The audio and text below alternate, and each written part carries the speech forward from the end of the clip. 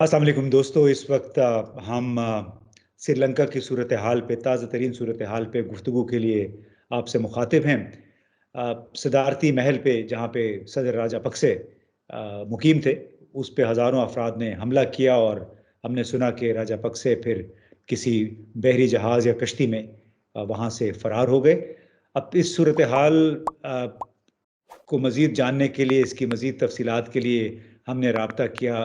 खालिद नफ़ीस साहब हैं, पाकिस्तानी बिज़नेसमैन हैं, कोलंबो में रहते हैं। तो खालिद साहब, शुक्रिया आपका, और शुक्रिया कि आपने ये हामी भर ली इस इंटरव्यू थैंक की। यू। थैंक यू जी, वेरी मच। तो ये बताइए, अब लोगों को बहुत पता था कि श्रीलंका डिफ़ॉल्ट कर चुका है, यानी दिवालियापन डिक्लेयर कर चुका है, और जी उसके जी बाद अभी वसाइल की भी कमी हो गई है। जी लेकिन ये जो कुछ आज हुआ है, जी जी भारतीय महल पे हमला, जी जी। ये इसकी बुनियादी वजह क्या है? कि पेंट अप फ्रस्ट्रेशन थी, या उस सिस्टम के खिलाफ लोगों ने ये एक बगावत की है जो कि गुज़िश्ता कई दहाइयों से श्रीलंका पे मुसल्लत था? देखें, ये जो स्टोरी है मेरे ख्याल में ये सिर्फ श्रीलंका की स्टोरी नहीं है। श्रीलंका जैसे बहुत सारे मुल्क, अभी आपने रिसेंटली एक अफ्रीकन कंट्री भी जो है ना इस उसमें गुजरा है। बहुत सारे मुल्क जहाँ पे करप्शन जो है ना बहुत ज़्यादा अरूज पे है, और जो पॉलिटिकल सिस्टम है वो इतना वीक है, वो फैमिलीज़ की डायनेस्टीज़ हैं, और उधर रियल वे में डेमोक्रेसी कभी प्रिवेल कर ही नहीं सकी है। तो वो सारे मुल्क जो इस किस्म के उसमें हैं, वो सारे के सारे इस सूरत-ए-हाल से गुज़र रहे हैं। तो इसलिए जब ये यहाँ पे ये सूरत-ए-हाल शुरू हुई थी, तो मेरी अपने असेसमेंट में यहाँ पे श्रीलंकन दोस्तों को यही कहता था कि ये प्रॉब्लम आप लोगों की इकोनॉमिक से ज़्यादा पॉलिटिकल है। It's more political. सो जिस दिन आप लोग अपने पॉलिटिकल उसको सही कर लेंगे, उस दिन आपकी इकोनॉमिक प्रॉब्लम्स सही हो जाएँगी। तो हुआ ये कि 2 महीने पहले जब लोगों ने एक स्ट्रगल शुरू की यहाँ पे, तो उन्होंने उसको डाइवर्ट करने के लिए, आपको पता होगा कि वो काफ़ी ज़्यादा जिसे कहते हैं ना मॉब्स के ऊपर अटैक भी हुए और बहुत सारा कुछ हुआ, काफ़ी हमले हुए। तो उस वक़्त उन्होंने, एक भाई ने जो महिंदा राजपक्षे जो प्राइम मिनिस्टर थे, उन्होंने रिज़ाइन कर दिया, और उसके बाद उन्होंने फिर एक ऐसे आदमी को प्राइम मिनिस्टर बनाया यहाँ पे, जिसके पास पार्लियामेंट में सिर्फ़ एक ही सीट है। अच्छा, यहाँ पे जो सिस्टम है ना वो इस तरीके से है कि प्रेसिडेंट के पास पावर्स हैं, और प्राइम मिनिस्टर जो है वो अपॉइंटमेंट है थ्रू प्रेसिडेंट। तो उसने एक ऐसे आदमी को पावर दे दी प्राइम मिनिस्टर की, जिसके पास सिर्फ एक ही सीट थी पार्लियामेंट में। तो दैट मीन्स जो मैं कहना चाह रहा हूँ, कोई कंप्रोमाइज्ड आदमी हुआ। तो वो सिर्फ उनकी फैमिली डायनेस्टी को बचाने के लिए शायद उसने जो है ना वो सपोर्ट किया। यानी और 2 महीने। आप बुनियादी तौर पे ये कह रहे हैं कि जिस निज़ाम के खिलाफ ये लोग उठ खड़े हुए, जो फैमिली एक जी रूल होता है, और जिस शख्स शख्स के खिलाफ जो इस सिस्टम की अलामत था, उसने जी जी। फिर एक ऐसे ही शख्स को कर दिया नॉमिनेट, जो कि उसने पूरी ऐसे ही तरीके शख्स को नहीं किया, उसने एक कंप्रोमाइज़ शख्स को ले लिया। ठीक है। तो कंप्रोमाइज़ शख्स को वो जो है ना वो डिक्टेट करना उनके लिए आसान था।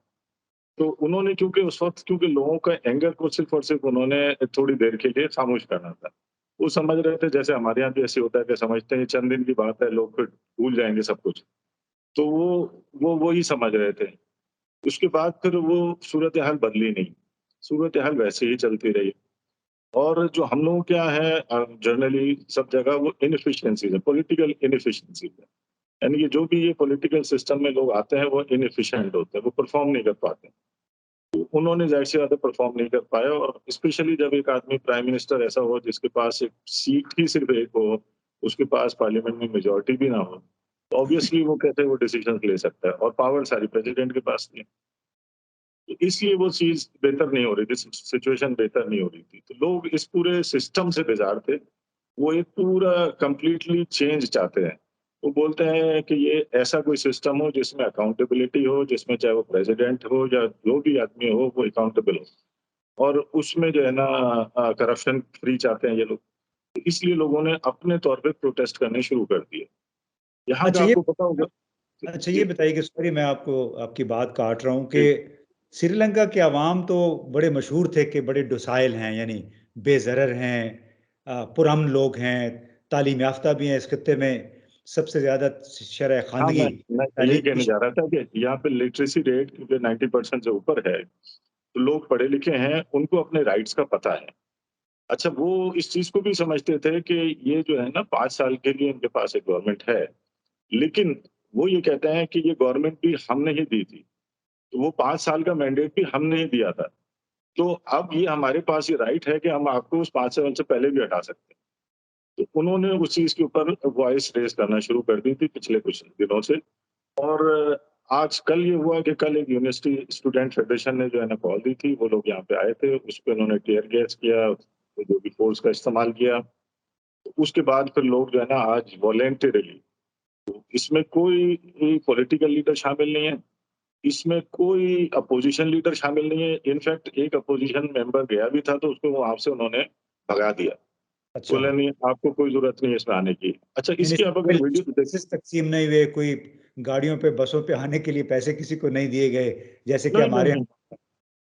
बिल्कुल, बिल्कुल, उन्होंने यहाँ तक भी कि उन्होंने फ़ोर्स किया जो ट्रेन बिकॉज़ जो दूसरे सिटी से आते थे यहाँ पे ट्रेन में आना था उन्होंने ट्रेन उधर स्टेशंस पे जाके उनको फ़ोर्स किया कि आप ट्रेन चलाएँ और उनको लेके आएँ। और अभी तक भी यानी कि एज़ ऑफ नाउ भी ये सुबह से सिलसिला शुरू हुआ था और एज़ ऑफ नाउ भी लोग आ रहे हैं, मुख्तलिफ उससे यानी कि वो मिलियंस ऑफ पीपल हैं। तो ये तो नहीं है आपका कि क्या ख़्याल है कि ये मजमा जो है यहाँ पे अब इकट्ठा होता चला जाएगा? वो जो कुछ हुआ है, क्या आपके लिए गैर मुतवक्के था? नहीं, मेरे लिए गैर मुतवक्के नहीं था। देखिए मैं क्योंकि जब ये लास्ट टाइम जब ये हुआ ना और मैं लोगों में जाता हूँ, उनसे मिलता हूँ, तो मुझे यहाँ की एक चीज़ बहुत अच्छी लगती है कि लोगों में अपने जिसे कहते हैं ना राइट के लिए अपनी वॉइस को रेज़ करना जो है ना उन्हें बहुत अच्छी तरीके से आता है। और वो अपने राइट के लिए लड़ना जानते हैं। वो बहुत छोटी-छोटी चीज़ों के लिए वो जो है ना अपने सिस्टम से लड़ते हैं। देखिए, जो इदारे हैं सब जगह ही करप्ट होते हैं। चाहे वो पाकिस्तान हो, चाहे श्रीलंका हो, चाहे इंडिया कहीं पे भी हो, इदारे सारे सब जगह करप्ट हैं। लेकिन लोगों के अंदर ये सेंस है कि उन्होंने अपने राइट के लिए किस तरीके से लड़ना है। तो हुँ, वो जब चीज़ मैंने देखी थी तो मैंने यही कहा था कि इधर तो फिर भी शायद बेहतरी आ जाएगी लेकिन बाकी जगहों पे बेहतरी नहीं आ सकती। हुँ। चलें, बहुत-बहुत शुक्रिया खालिद साहब, और उम्मीद ये करते हैं कि ये हालात पुरअमन रहें, आप लोग नहीं, महफूज़ रहें। आई एम श्योर और ये सही हो जाएगा। देखिए इन्होंने एक इसमें लाइट नहीं तोड़ी, एक जी। लाइट नहीं तोड़ी। प्रेसिडेंट हाउस में भी घुसे हैं, तो उन्होंने कोई चीज़ तोड़-फोड़ नहीं की, कोई कुछ नहीं किया, कोई वो नहीं किया, बहुत सुकून से बैठे हैं वहाँ पे। अच्छा, यही कमाल की बात है कि चूँकि तालीम याफ़्ता कौम है जी, जी। और हुजूम नहीं है बल्कि कौम है। जी, जी, पाकिस्तान जी। पाकिस्तान में भी हम तवक्को ये करते हैं कि हमारी जो हुक्मरान अशराफिया है, जी, वो जी, जी। श्रीलंका से कोई सबक सीख लें। अवाम को पेट भर के अगर वो रोटी नहीं दे सकते तो कम से कम तालीम ज़रूर दे दें। और सही ये बात बड़े है। मिसाली मुज़ाहरा हुआ है, हम देख रहे हैं जो कुछ इस जी, जी। श्रीलंका में अवाम ने जो मुज़ाहरा किया, कि जी, जी। तोड़-फोड़ कोई नहीं की खामोशी। अब तसव्वुर कीजिए कि हमारे यहाँ क्या होता। अलबत्ता शुक्रिया इस बात का मैं कर रहा हूँ कि आपके हवाले से हमें ये पाकिस्तान के अवाम तक, हुक्मरानों तक ये पैगाम पहुँचाने का मौका मिल रहा है कि जी, जी। ये खतरे की घंटी ज़रूर है। जो लोग ये समझते हैं कि इस किस्म के इनकलाबात पाकिस्तान में शायद सिर्फ ट्विटर के ज़रिए आ सकते हैं, उनकी आँखें खुलनी चाहिए कि जो अगर ट्विटर वाले हैं वो फिर सड़कों पे भी आ सकते हैं। सड़कों पे आ गए तो फिर वही हशर होता है जो इससे चंद हफ्तों के जी दौरान हाँ। देखा है। बुनियादी जी। तौर पे लोग तंग हैं उस निज़ाम से जिसके तहत अमीर अमीर तर होता चला गया जी है, हाँ। गरीब बिल्कुल गरीब सही तर बात। होता चला गया है। बिल्कुल बहुत-बहुत सही बात। शुक्रिया खालिद साहब। Stay safe. Thank you, thank you, thank you.